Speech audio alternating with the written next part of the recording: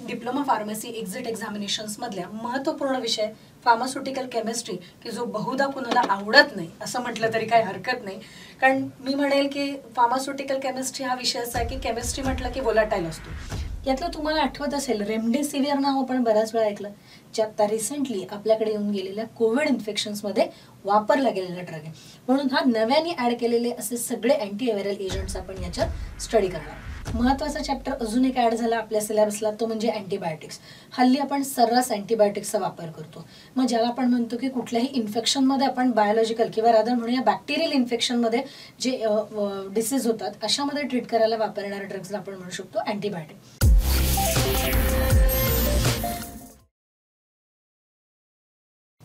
नमस्कार मित्रांनो, मी प्राध्यापक अश्विनी अतुल बनकर आणि तुमच्यासाठी घेऊन येत आहे डिप्लोमा इन फार्मसी एक्झिट एक्झामिनेशनसाठी फार्मास्युटिकल केमिस्ट्री.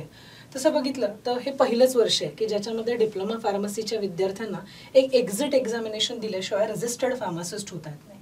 बरं, या गोष्टीचा विचार गेले 2 वर्षात कुणी केला नाही की ह्या एक्झिट एक्झामिनेशनला नक्की करायचं आहे काय. तर याचा पहिला विचार केला जो आहे वेनेटर करियर्स यांच्या, आणि या वेनेटर करियर्सच्या माध्यमातून की ज्याचे आमचे मार्गदर्शक डॉक्टर अतुल दाढे सर आहेत आणि ज्यांच्या माध्यमातून माझ्यासारखेच अजून प्रदीर्घ अनुभव असलेले आणि नामांकित असणाऱ्या महाविद्यालयामध्ये प्रदीर्घ अनुभव असलेले शिक्षक तुम्हाला यातनं मार्गदर्शन करणार आहेत. त्यामुळं मी प्रथमतः वेनेटर करियर्स आणि डॉक्टर अतुल दाढे सर यांचं मनपूर्वक आभार व्यक्त करते, कारण यांच्यामुळे आज मुलांना एक अंदाज येईल. पहिलंच वर्ष असल्यामुळे तुम्ही ज्या संभ्रमात आहात की ह्या एक्झिट एक्झामिनेशनचा अभ्यास नक्की करायचा कसा, तर हा संभ्रम दूर करण्याचं काम वेनेटर करियर्सच्या माध्यमातून डॉक्टर अतुल दाढे सर करणार आहे. त्यामुळं मी पुन्हा एकदा वेनेटर करियर्स आणि डॉक्टर अतुल दाढे यांचे मनपूर्वक तुमच्या आणि माझ्या सर्वांच्या वतीनं आभार व्यक्त करते. आणि आज आपण या पूर्णपणे डिप्लोमा फार्मसी एक्झिट एक्झामिनेशन्समधल्या महत्त्वपूर्ण विषय फार्मास्युटिकल केमिस्ट्री की जो बहुधा कुणाला आवडत नाही असं म्हटलं तरी काही हरकत नाही. कारण मी म्हणेल की फार्मास्युटिकल केमिस्ट्री हा विषय असा आहे की केमिस्ट्री म्हटलं की व्होलाटाईल असतो. बरं, आपल्याला माहिती आहे की व्होलाटाईल म्हणजे याचा अर्थ तो कितीही केला तरी उडूनच जाणार. मग आपण फक्त करू शकतो की डिप्लोमाची एक्झिट एक्झाम होईपर्यंत त्याच्यावर झाकण लावूया की जेणेकरून तो व्होलाटाईल तरी होणार नाही आणि तेवढ्या वेळा करता का होईना तो आपल्या लक्षात आहे. तर आज मी सुरुवात करणार आहे पहिल्यांदा फार्मास्युटिकल केमिस्ट्री या सब्जेक्टच्या ओव्हरव्ह्यूने. आता ओव्हरव्ह्यू म्हणजे काय ते ज्याच्यामध्ये सिलेबस डिस्कशन थोड्या प्रमाणात करूया. डिप्लोमाच्या फार्मसीच्या विद्यार्थ्यांसाठी फार्मसी एज्युकेशन 2020च्या रेग्युलेशननुसार केमिस्ट्री या विषयात जो फर्स्ट इयरला तुम्हाला दिला याच्यामध्ये पहिल्यांदा इनऑर्गॅनिक केमिस्ट्री आणि ऑर्गॅनिक केमिस्ट्री असे दोनही पार्ट एकत्र करण्यात आले. तर याच्यामधील पहिला पार्ट आहे तो म्हणजे इनऑर्गॅनिक केमिस्ट्री, ज्याच्यात पहिला तो introduction to pharmaceutical chemistry. Obviously ज्याच्यात पहिल्यांदा आपण स्कोप ऑब्जेक्टिव्ह घेतो. याच्यामध्ये कुठल्याही केमिस्ट्री किंवा रादर फार्मास्युटिकल केमिस्ट्रीची डायरेक्टली ड्रगला सुरुवात करण्यापूर्वी त्याच्यामधला बेसिक मायना किंवा अगदी बारीक बारीक गोष्टी त्या माहीत असणं गरजेचं असतं. मग ज्याच्यामध्ये आपल्याला दिलेत की एरर्स कुठून येतात, त्याचे सोर्सेस काय, टाईप्स काय. यासोबत केमिस्ट्रीशी रिलेटेड किंवा क्वांटिटेटिव्ह रिलेटेड म्हणूया ॲक्युरसी, प्रेसिजन, सिग्निफिकंट फिगर्स यासारख्या टर्म्स काही आपल्याला शिकायच्यात. यासोबत फार्मास्युटिकल्स ड्रग्स किंवा म्हणूया सबस्टन्सेस हे काय बनतानाच प्युअर फॉर्ममध्ये बनत नाहीत. एनी हाऊ त्याच्यामध्ये कुठून ना कुठून तरी इम्प्युरिटी येत राहते. मग ही इम्प्युरिटी म्हणजे काय नक्की आणि त्या इम्प्युरिटीचे येण्याचे सोर्सेस काय आणि त्याचे इफेक्ट काय, तर ह्या सगळ्या फार्मास्युटिकल ड्रग्सवर याचा परिणाम होतो काय नक्की हे आपल्याला यातनं पाहायला मिळेल. मग हे आपण बघू कशातनं शकतो तर वेगवेगळ्या केमिकल टेस्ट केल्या जातात, ज्याच्यामध्ये आपल्याला आहे ती म्हणजे एक लिमिट टेस्ट. या लिमिट टेस्टचं कारण काय म्हणजे प्रिन्सिपल काय म्हणूया, बेसिक का करायची आणि ती केल्यामुळं काय करणार आहे, तर ह्या गोष्टी आपल्याला कळणार. मग ज्याच्यामध्ये आपण ठराविक काही इम्प्युरिटीज आहेत ज्यांच्या लिमिट टेस्ट शिकू शकतो, जे आहे limit test for chloride, sulphate, iron, heavy metal आणि आर्सेनिक सारख्या. यासोबत पुढचा पार्ट आपल्याला फार्मास्युटिकल केमिस्ट्रीमध्ये मेन्शन झालाय तो म्हणजे हा व्हॉल्युमेट्रिक अनालिसिस. आता व्हॉल्युमेट्रिक अनालिसिसचं बेसिक काय म्हणजे फंडामेंटल प्रिन्सिपल काय, का करायचं. मुलांनो, तुम्ही गेल्या 2 वर्षामध्ये किंवा फर्स्ट इयरला जेव्हा केमिस्ट्री शिकले त्यावेळेस तुम्ही क्वालिटेटिव्ह आणि क्वांटिटेटिव्ह अनालिसिस केले, म्हणजे ज्याच्यामध्ये तुम्ही ॲसे परफॉर्म केले आणि काही प्रॅक्टिकल्समध्ये तुम्ही अननोन सबस्टन्स आयडेंटिफाय केला. मग हा पार्ट येतो तुमचा व्हॉल्युमेट्रिक अनालिसिसमध्ये. मग याच्यामध्ये वेगवेगळ्या प्रकारचे टायट्रेशन्स करतात. आता साध्या सोप्या भाषेत म्हणायचं म्हटलं तर टायट्रेशनचा अर्थ काय होतो, की तुम्ही शिकले की खाली कॉनिकल फ्लास्कमध्ये एक सबस्टन्स घेता, त्याच्यासोबत तुम्ही वरती पिपेटमध्ये दुसरं सोल्युशन भरता आणि दोघांची एक इंडिकेटर ऍड केल्यानंतर रिॲक्शन होते आणि याच्यामध्ये तुम्हाला कलर चेंज होतो. हा आपल्या साध्या सोप्या भाषेतला टायट्रेशन. पण मग ह्या टायट्रेशनचे बरेच प्रकार येतात केमिकली इन्व्हॉल्ड असलेले, ज्याच्यामध्ये आहे acid base titration, non aqueous titration, precipitation टाईपचे टायट्रेशन, कॉम्प्लेक्सोमेट्रिक टायट्रेशन आणि रेडॉक्स टायट्रेशन. आणि या टायट्रेशन सोबत क्वांटिटेटिव्ह फॉर्ममध्ये आपण ग्रॅव्हिमेट्रिक अनालिसिस सुद्धा शिकणार आहोत. याच्यासोबत आता बेसिक किंवा इनिशियल इंट्रोडक्टरी पार्ट झाल्यानंतर इनऑर्गॅनिक फार्मास्युटिकल केमिस्ट्रीला आपण सुरुवात करतो. आता या इनऑर्गॅनिक केमिस्ट्रीमध्ये किंवा फार्मास्युटिकल्समध्ये असे काही प्रिपरेशन्स आहेत की ज्या सबस्टन्सेसचे काय बघायचं आपल्याला नक्की, तर त्यांचे फार्मास्युटिकल फॉर्म्युलेशन म्हणजे कुठल्या फॉर्ममध्ये तो सबस्टन्स आपल्यापर्यंत पोहोचू शकतो, मार्केटमध्ये कुठल्या नावाने तो आहे, त्यासोबत त्याचं स्टोरेज म्हणजे ठेवायचा कसा, कंडिशन्स काय आणि युजेस काय, तर ह्या गोष्टी शिकणार. बरं, मग ह्या शिकायच्या कोणाच्या, तर पहिला ड्रग आहे दॅट इज हेमॅटेनिक्स, ज्याच्यामध्ये आपण सगळे फेरिक कंटेनिंग सबस्टन्स आहे. हेमॅटेनिक म्हणजे काय, आयन म्हणजे जो हिमोग्लोबिन वाढवतो. मग असे आयन वाढवणारे म्हणूया असे जे सबस्टन्स आहेत ज्याच्यात फेरस सल्फेट आहे, फेरस फ्युमॅरेट आहे, फेरिक अमोनियम सायट्रेट आहे, फेरस एस्कॉर्बेट आहे आणि कार्बोनिल आयन सारखे कंपाऊंड्स आहेत. याच्यासोबत दुसरा इनऑर्गॅनिक कॅटेगरी आपण शिकणार आहोत ती म्हणजे गॅस्ट्रोइंटेस्टिनल एजंट्स, म्हणजे थोडक्यात GIT एजंट्स म्हणतो ज्याला, की जे पोटावरच्या वेगवेगळ्या आजारांवर काम करतात. तर असे गॅस्ट्रोइंटेस्टिनल एजंट्स मध्ये आपण बघणार अँटासिड्स, ज्याच्यामध्ये आहे aluminium hydroxide gel, magnesium hydroxide, magaldrate, sodium bicarbonate म्हणजेच आपला नेहमीचा खायचा soda, calcium carbonate, acidifying agents, adsorbents, protective आणि कॅथरेटिक्स सारखे सबस्टन्सेस. याच इनऑर्गॅनिक मधील तिसरा चॅप्टर येतो तो म्हणजे टॉपिकल एजंट्स. आता टॉपिकल एजंट्स म्हणजे काय, तर जे वरनं ऍक्ट होतात, म्हणजे ओरली घ्यायची गरज नाही, ज्यांना तुम्ही एक्सटर्नल अप्लाइड ड्रग्स म्हणू शकता असे. मग आता हे टॉपिकल एजंट्स इनऑर्गॅनिक मध्ये कोणते येतात, silver nitrate, ionic silver, chlorhexidine gluconate, hydrogen peroxide, boric acid, bleaching powder आणि पोटॅशियम परमॅंगनेट. यासोबत इनऑर्गॅनिकमध्ये अजून एक चॅप्टर इन्व्हॉल्ड आहे तो म्हणजे डेंटल प्रोडक्ट्स, म्हणजे इन शॉर्ट की जे दातांवर अप्लाय करणारे प्रोडक्ट्स आहेत. मग याच्यामध्ये कोणकोणते इनऑर्गॅनिक सबस्टन्स आपल्याला स्टडी करायचे आहेत, कॅल्शियम कार्बोनेट, सोडियम फ्लोराईड, डेंचर क्लीनर्स आहेत, काही डेंचर अधेसिव्हज आहेत आणि माउथ वॉशेस आहेत. हा झाला. याच्यासोबत एक शेवट इनऑर्गॅनिक सबस्टन्स इन्व्हॉल्ड होतात ते म्हणजे मेडिसिनल गॅसेस, ज्याच्यामध्ये आपल्याला नेहमी माहीत असणारे जे गॅसेस आहेत जसं ऑक्सिजन असेल, कार्बन डायऑक्साईड असेल आणि नायट्रस ऑक्साईड, की ज्यांचा आपल्याला as a medicinal part of view study करायचा आहे. म्हणजे त्याचा उपयोग काय, मी रोज ऑक्सिजन घेतो, कार्बन डायऑक्साईड सोडतो, पण हा अपार्ट फ्रॉम दिस याचा तुमच्या माझ्या आयुष्यामध्ये as a medicinal point of व्ह्यूनी काय उपयोग होतो तो आपण याच्यात बघणार.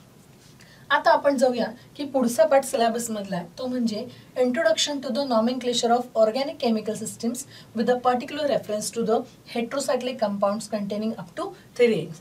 जो सगळ्यात अवघड वाटणारा मुलांचा पार्ट आहे तुम्हाला, तो म्हणजे तुमच्या हेट्रोसायक्लिकच्या रिंग्स. तर या हेट्रोसायक्लिकच्या रिंग्स कोणत्या आहेत, त्यांचं नॉमेनक्लेचर कसं करायचं, त्या लक्षात कशा ठेवायच्या, तर हा सगळा पार्ट आपण पुढे जाऊन घेणारच आहोत.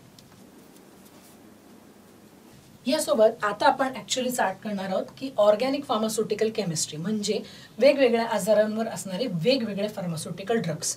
मग आपल्याला असे कोणकोणते ड्रग्स आहेत की जे शिकायचे आहेत आणि मग त्याचं नेमकं बघायचंय काय किंवा शिकायचंय काय, तर तो पार्ट म्हणजे की या ड्रग्सची आपल्याला बघायची कॅटेगरी, म्हणजे याचा अर्थ कुठल्या कारणासाठी त्याचा वापर होतो, यासोबत त्याचं classification, chemical name, chemical structure आणि युजर स्टॅबिलिटी, स्टोरेज कंडिशन्स आणि वेगवेगळे फॉर्म्युलेशन्स आणि वेगवेगळे ब्रँड नेम्स म्हणूया. तर हे कोणाकोणाचं आपण बघणार आहोत, तर पहिले drugs acting on central nervous system म्हणजे CNS ऍक्टिंग ड्रग्स. तर या CNS ऍक्टिंग म्हणजेच याचा अर्थ तुमच्या माझ्या ब्रेनमध्ये ऍक्ट होणारे ड्रग्स.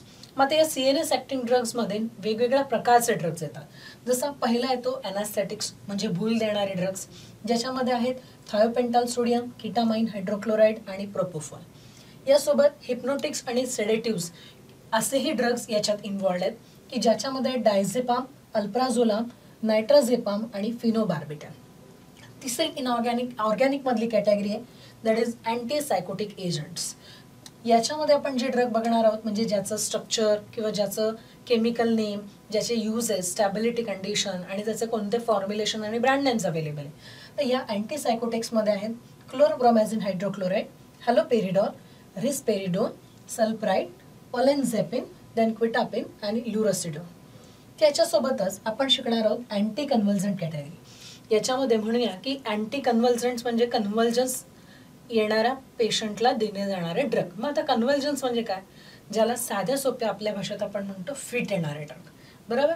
तर ह्या असे अँटी कन्व्हल्जंट ड्रग कोणते आपल्याला बघायचे, तर फेनिटॉइन, कार्बामाझेपिन, क्लोनाझेपाम, वाल्प्रोइक ॲसिड, गबापेंटिन, टोपिरामेड, विगाबॅट्रिन आणि लॅमोट्रिगिन ह्यासारखे आपल्याला ड्रग्स अँटी कन्व्हल्जंट ह्या कॅटेगरीत बघायचे आहेत. यासोबत CNS ॲक्टिंगमधली 5वी कॅटेगरी येते, that is anti depressant drugs.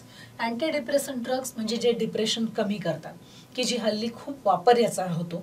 आणि अशा अँटी डिप्रेसंट ड्रग कॅटेगरीज आहेत किंवा ड्रग्स वापरले जाणार आहेत ते म्हणजे amitriptyline hydrochloride, imipramine hydrochloride, fluoxetine, venlafaxine, duloxetine, sertraline, then citalopram, escitalopram, then fluvoxamine and पॅराक्झेटिन.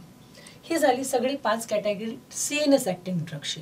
याच्यासोबतच आपल्याला आहेत drugs acting on autonomous nervous system. म्हणजे जसं CNS वरचे ड्रग बघितले तसेच सेम वे ANS वर ॲक्ट होणारे ड्रग्स पण आपण बघणार आहोत.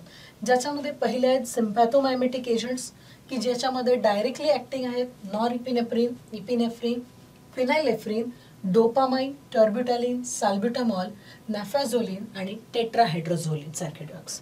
सोबत जसे डायरेक्ट ॲक्टिंग सिम्पॅथोमायमेटिक ड्रग्ज होते, सेम वे इनडायरेक्टली ॲक्टिंग असणारे पण काही ड्रग्स आहेत, ज्याच्यामध्ये आपण बघणार hydroxy amphetamine, then pseudoephedrine agents which are mixed with the mix mechanism, ephedrine and metaraminol. तिसरी कॅटेगरी ANS ॲक्टिंग ड्रग्समधली येते, ती म्हणजे ॲड्रिनर्जिक अँटागोनिस्ट, ज्याच्यामध्ये अल्फा ब्लॉकर्स आहेत, that is tolazoline, phentolamine, phenoxybenzamine, prazosin आणि बीटा ब्लॉकर्समध्ये येतो प्रोप्रॅनोलॉल, ॲटेनोलॉल आणि कार्वेडिनॉल. तर हे झाले adrenergic antagonist. Same way cholinergic drugs पण आपल्याला शिकायचे, ज्याच्यात same way direct acting cholinergic agents आहेत. ॲसिटिलकोलिन इटसेल्फ आहे, देन कार्बाकोल आहे, पिलोकार्पिन आहे, कोलिनेस्टरेज इनिबिटर्स आहेत की ज्याच्यामध्ये निओस्टिग्मिन, एंड्रोफ्रोनियम क्लोराईड, टॅक्रिन हायड्रोक्लोराईड आणि प्रॅलिडॉक्झॅम क्लोराईड आणि इकोथायोपेट आयोडाईड असे ड्रग्स बघणार आहोत. यासोबत अपोजिट ड्रग्स कोलिनर्जिकच्या, that is cholinergic blocking agent म्हणू शकतो किंवा अँटी कोलिनर्जिक ड्रग्स म्हणतात ज्याला, असे ड्रग्स बघणार atropine sulphate, then ipratropium bromide. यासोबत सिंथेटिकली प्रिपेअर्ड होणारे कोलिनर्जिक ब्लॉकिंग एजंट सुद्धा आज अवेलेबल आहेत, ज्याच्यामध्ये आहे tropicamide, cyclopentolate hydrochloride, then clidinium bromide आणि डायसायक्लोमाइन हायड्रोक्लोराईड्स आहेत. मग ही 4 कॅटेगरी होती drugs acting on a autonomous nervous system.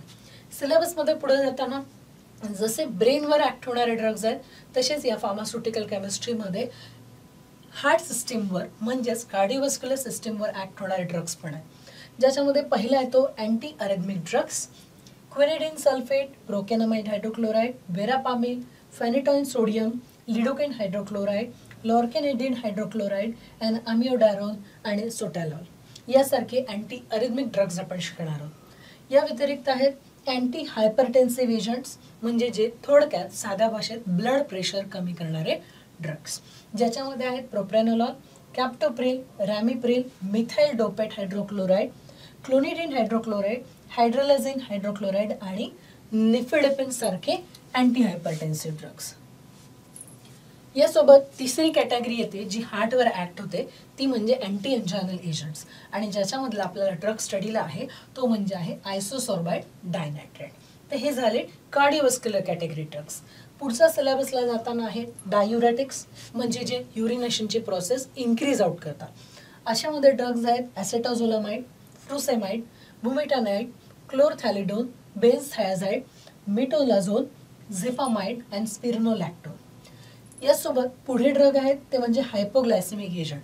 मुलांना तुम्हाला माहिती आहे हायपोग्लायसेमिक एजंट म्हणजे आपल्या साध्या भाषेत ज्याला आपण म्हणतो डायबिटीसवर ॲक्ट होणारे ड्रग, अँटी डायबेटिक कॅटेगरी, ज्याच्यामध्ये आहेत insulin and its preparations, metformin, glibenclamide, glimepiride, then pioglitazone, repaglinide, then gliflozins आणि ग्लिप्टिन्स, की जे नव्याने मार्केटमध्ये आलेले असे बरेच ड्रग्स आपण शिकणार आहोत. यासोबत आहेत अनाल्जेसिक्स आणि अँटी इन्फ्लामेटरी एजंट्स, म्हणजे ज्याला आपण आपल्या साध्या भाषेत अगदी म्हणतो पेन किलर्स कॅटेगरी. तर याच्यामध्ये ड्रग्ज येतात, मॉर्फिन अनालॉग्स आहेत, काही नार्कोटिक अँटागोनिस्ट आहेत, नॉन स्टिरॉइडल अँटी इन्फ्लामेटरी एजंट ज्याला आपण शॉर्टकटमध्ये म्हणू शकतो NSAIDs. याच्यामध्ये आहे ॲस्पिरिन, डायक्लोफेनॅक, आयब्युप्रोफेन, स्पिरोलोक्झिकॅम, सेलेकॉक्झिब, मेफेनामिक ॲसिड, पॅरासिटामॉल आणि ॲसिक्लोफेन. हे सगळे झाले पेन किलर कॅटेगरी म्हणजेच अनाल्जेसिक अँटी इन्फ्लामेटरी एजंट्स. यासोबत सिलेबसमध्ये पुढे आपल्याला अजून आहेत ते म्हणजे अँटी इन्फेक्टिव्ह एजंट. आता अँटी इन्फेक्टिव्ह एजंट म्हणजे काय? अँटी म्हणजे अगेन्स्ट, इन्फेक्टिव्ह म्हणजे इन्फेक्शनच्या अगेन्स्ट ॲक्ट होणारे ड्रग. मग आता इन्फेक्शन्स कोणाकोणाकडून होतात किंवा कशापासून होतात, म्हणून हे anti infective agent further categorise झाले. ज्याच्यामध्ये पहिली कॅटेगरी येते अँटी फंगल एजंट, म्हणजे फंगल इन्फेक्शन्सच्या अगेन्स्ट वापरले जाणारे ड्रग्स. ज्याच्यामध्ये आहे एम्फोटेरिसिन बी, ग्रिसिओफल्विन, मेकोनाझोल, किटोकोनाझोल, इट्राकोनाझोल, फ्लुकोनाझोल, निफ्टिफाईन हायड्रोक्लोराईड. हे सगळे झाले फंगल इन्फेक्शन्सच्या अगेन्स्ट वापरले जाणारे ड्रग. याच्यामध्ये सोबत इन्फेक्शन्स मध्ये होणारे आहेत ते म्हणजे UTI इन्फेक्शन्स. तर ह्या urinary track anti infective agents अशा कंडिशनला वापरतात, ज्याच्यात आपल्या स्टडी पर्पजसाठी आहेत नॉरफ्लॉक्झासिन, सिप्रोफ्लॉक्झासिन आणि ओफ्लॉक्झासिन आणि मॉक्झिफ्लॉक्झासिन. इन्फेक्शन्समध्ये पुढे जाताना अजून काही इन्फेक्शन्स होतात जे म्हणजे TBचे इन्फेक्शन्स. मग अशा कॅटेगरी जे ड्रग वापरले जातात ते म्हणजे अँटी ट्युबरक्युलर एजंट्स, ज्याच्यामध्ये आपल्याला हे isoniazid, then ethambutol, para aminosalicylic acid, then pyrazinamide, rifampicin, bedaquiline, delamanid आणि प्रोटामॅनिड ह्यासारखे ड्रग्ज आहेत जे अँटी TB एजंट म्हणून ओळखले जातात. यातच अजून आहे अँटीव्हायरल एजंट, म्हणजे जे व्हायरल इन्फेक्शन्स होतात यांच्या अगेन्स्ट वापरले जाणारे जे ड्रग्ज आहेत त्यांना आपण अँटीव्हायरल एजंट्स म्हणतो. मग यातले आपल्याला नक्की स्टडी पर्पजसाठी कोणते आहेत तर आहे amantadine hydrochloride, idoxuridine, acyclovir, then foscarnet, then zidovudine, ribavirin, remdesivir आणि फॅविपिराविर. यातलं तुम्हाला आठवत असेल रेमडेसिविर नाव आपण बऱ्याच वेळा ऐकलं, जे आता रिसेंटली आपल्याकडे येऊन गेलेल्या कोविड इन्फेक्शन्समध्ये वापरला गेलेला ड्रग आहे. म्हणून हा नव्याने ॲड केलेले असे सगळे अँटीव्हायरल एजंट्स आपण याच्यात स्टडी करणार. यासोबत आहेत अँटी मलेरियल एजंट्स, म्हणजे मलेरियाच्या अगेन्स्ट वापरले जाणारे ड्रग, ज्याच्यात आहेत quinine sulphate, chloroquine phosphate, primaquine phosphate, mefloquine, cycloguanil, pyrimethamine आणि आर्टेसेमिन नावाचे ड्रग्स. आणि शेवटची अँटी इन्फेक्टिव्ह एजंट्समधली कॅटेगरी येते ती म्हणजे सल्फोनामाइड्स. मग या सल्फोनामाइडमधले कोणते ड्रग आपण शिकणार आहोत तर एक आहे सल्फानिलामाइड, सल्फाडायाझिन, सल्फामिथॉक्झोझोल, सल्फासिटामाइड, मेफेनाइड, ॲसिटेट आणि कोट्रिमोक्झाझोल आणि डॅप्सोन. बऱ्यापैकी सगळे ड्रग्स हे सल्फानी सुरुवात होणारे ड्रग्ज आहेत, म्हणून त्यांना आपण म्हणू शकतो आत्ता तरी सल्फोनामाइड कॅटेगरी. यानंतर महत्त्वाचा चॅप्टर अजून एक ॲड झाला आपल्या सिलेबसला, तो म्हणजे अँटीबायोटिक्स. हल्ली आपण सर्रास अँटीबायोटिक्सचा वापर करतो. मग ज्याला आपण म्हणतो की कुठल्याही इन्फेक्शनमध्ये आपण बायोलॉजिकल किंवा रादर म्हणूया बॅक्टेरियल इन्फेक्शनमध्ये जे डिसीज होतात अशामध्ये ट्रीट करायला वापरणाऱ्या ड्रग्सला आपण म्हणू शकतो अँटीबायोटिक. मग या अँटीबायोटिक कॅटेगरीतले आपल्याला स्टडी पर्पजसाठी कोणते ड्रग आहेत तर पेनिसिलिन जी, अमॉक्झिसिलिन, क्लॉक्झासिलिन, स्ट्रेप्टोमायसिन, टेट्रासायक्लिनमधले डॉक्झिसायक्लिन, मिनोसायक्लिन आणि मॅक्रोलिड कॅटेगरीतले एरिथ्रोमायसिन, एझिथ्रोमायसिन आणि मिसलिनियसमधले क्लोरॅम्फेनिकॉल आणि क्लिंडामायसिन सारखे ड्रग्ज आपण शिकणार. आणि या सिलेबसमधला शेवटचा चॅप्टर इन्क्लूड होतो तो म्हणजे anti neoplastic agent. Anti neoplastic म्हणजेच काय, ज्याला आपण म्हणू शकतो अँटी कॅन्सर ड्रग्स, की जे हल्ली खूप सारा ज्याचा वापर वाढला गेला. मग असे अँटी कॅन्सर एजंट किंवा अँटी न्यूप्लास्टिक एजंट कोणत्या आपल्या सिलेबसला स्टडीला दिलेत तर त्यामध्ये आहे सायक्लोफॉस्फामाइड, बुसल्फेन, मर्कॅप्टोब्युरिन, फ्लोरोयुरॅसिल, मिथोट्रिक्झेट, डॅक्टिनोमायसिन, डॉक्झोरोबिसिन हायड्रोक्लोराईड, विनब्लास्टिन सल्फेट, सिस्प्लेटिन आणि ड्रोमोस्टॅनोलोन प्रोपिओट ह्यासारखे अँटी कॅन्सर एजंट्स आपण स्टडी करणार. तर मुलांनो, आत्ताशी आपण बघितला फार्मास्युटिकल केमिस्ट्री या विषयाचा ओव्हरव्ह्यू, म्हणजे ज्याच्यामध्ये आपण शिकणार आहे की आज तुम्ही उद्या फार्मासिस्ट झाल्यानंतर ना कुठल्या ड्रग्सशी तुम्हाला ॲक्च्युअली इंटरॅक्ट व्हायचं आहे, म्हणजे जे तुम्हाला वापर करायचा आहे, अशा सगळ्या मोस्ट ऑफ द सगळ्या कॅटेगरीचे ड्रग्स आपल्याला या फार्मास्युटिकल केमिस्ट्री सारख्या विषयातून आपल्याला स्टडी करायला दिलेले आहे. तर याचा आपण नक्कीच फायदा आपल्या पुढच्या पिढीसाठी आणि आपल्या पुढच्या भविष्यासाठी करणार आहोत. धन्यवाद.